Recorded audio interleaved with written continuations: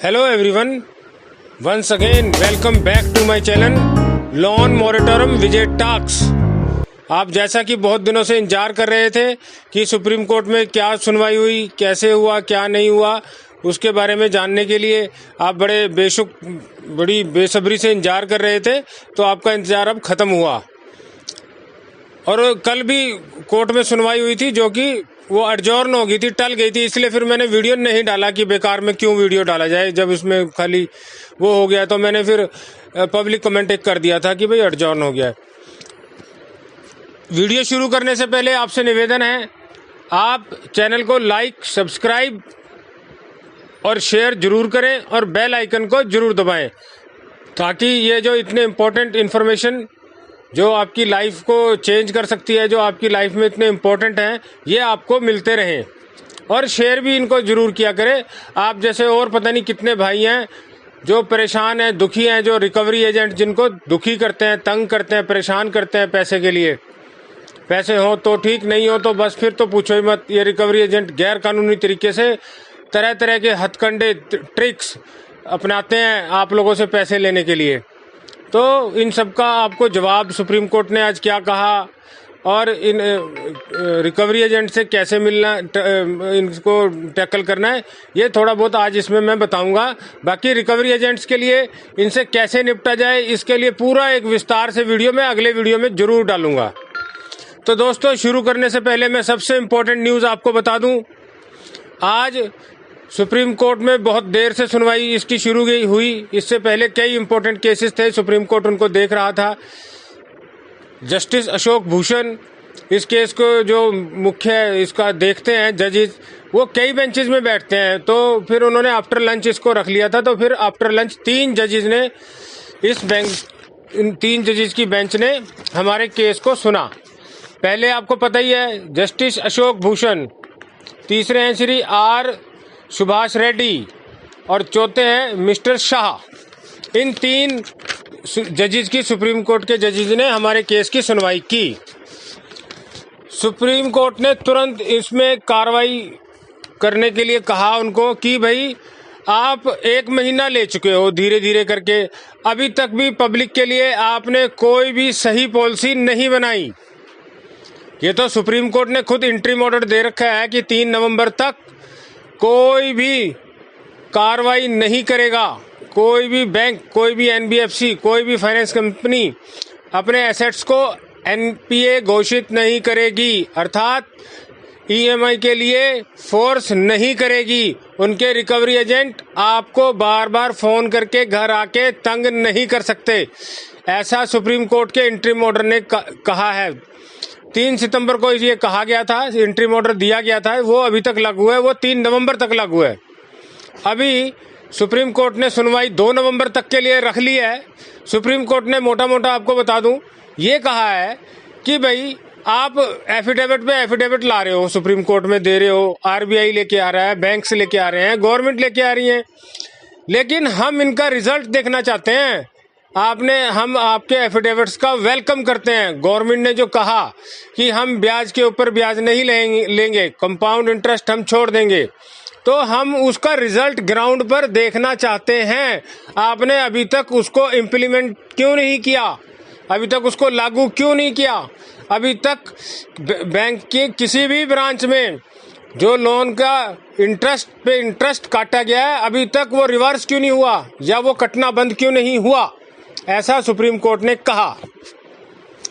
जिस पर बैंक्स के जो एडवोकेट हैं श्री हरीश साल्वे, उन्होंने कहा कि गवर्नमेंट जब तक आरबीआई को नहीं कहेगी और आरबीआई जब तक अपना कोई सर्कुलर इशू नहीं करेगा, तब तक कोई भी बैंक कोई भी एक्शन ले ही नहीं सकता।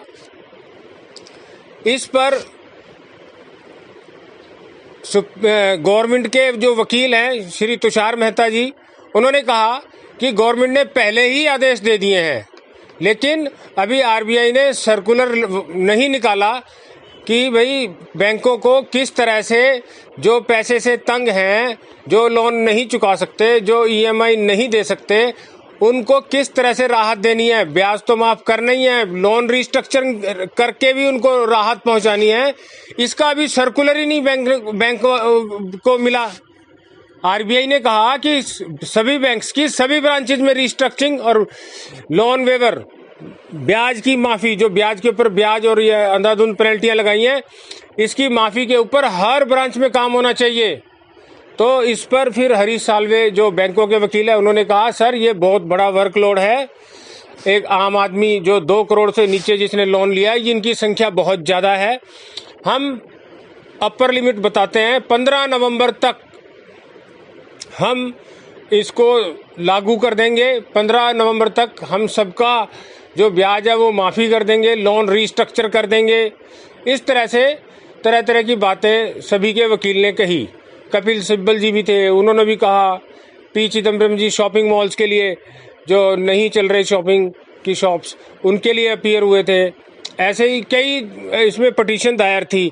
उसमें ज़मीन से लेके जो वो होती है रियल एस्टेट, उसकी भी सुप्रीम कोर्ट ने सुनवाई करी थी आज। लेकिन सुप्रीम कोर्ट ने ये कहा कि जो कॉमन मैन है उसका 2 करोड़ से ज़्यादा का लोन तो है नहीं, छोटा सा लोन है, आप उनको खुशियां देने के लिए क्या कर रहे हैं। एक जजेज हैं सुप्रीम कोर्ट के, उन्होंने कहा the borrowers Diwali is now in the hands of government, यानी कि जो दिवाली आ रही है वो सरकार के हाथ में है कि भी लोन जिसने लिया है उसकी दिवाली सही जाएगी कि खराब जाएगी। इसलिए सुप्रीम कोर्ट ने कहा कि आप बार बार टाइम लेते हैं, आपने 1 महीना लगा दिया एफिडेविट देने में, वो अच्छी बात है एफिडेविट दिया, लेकिन जमीनी काम तो आपने किया नहीं। बैंक्स की ब्रांचेस के अंदर अब ये काम शुरू हो जाना चाहिए था, रीस्ट्रक्चरिंग का, लोन वेविंग का, लोन माफी का। लोन माफी मतलब लोन के ऊपर जो इंटरेस्ट पे पेनल्टियां लगाई हैं, उनकी माफी का काम शुरू हो जाना चाहिए था। जिसके पैसे कट गए उसको रिवर्स कर देने चाहिए थे, और जिसके नहीं कटे तो वो काटने भी नहीं है। और लोन रीस्ट्रक्चरिंग जिसके आयाम कई हैं, लोन रीस्ट्रक्चरिंग में ऐसा हो सकता है कि आपकी किस्त छोटी बन जाए, या किस्त वो छोटी बनेगी तो वो फिर लंबी बन जाएगी, या फिर किस्त कुछ महीनों के लिए, साल भर के लिए टल जाए।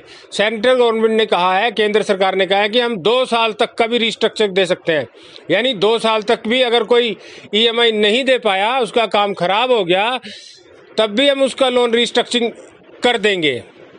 इस पर सुप्रीम कोर्ट ने कहा कि इसका हम स्वागत करते हैं, लेकिन आपने जो एफिडेविट दिया है यहाँ पर, उसका जमीनी रिजल्ट तो हमें दिख नहीं रहा, हमें जमीनी रिजल्ट चाहिए।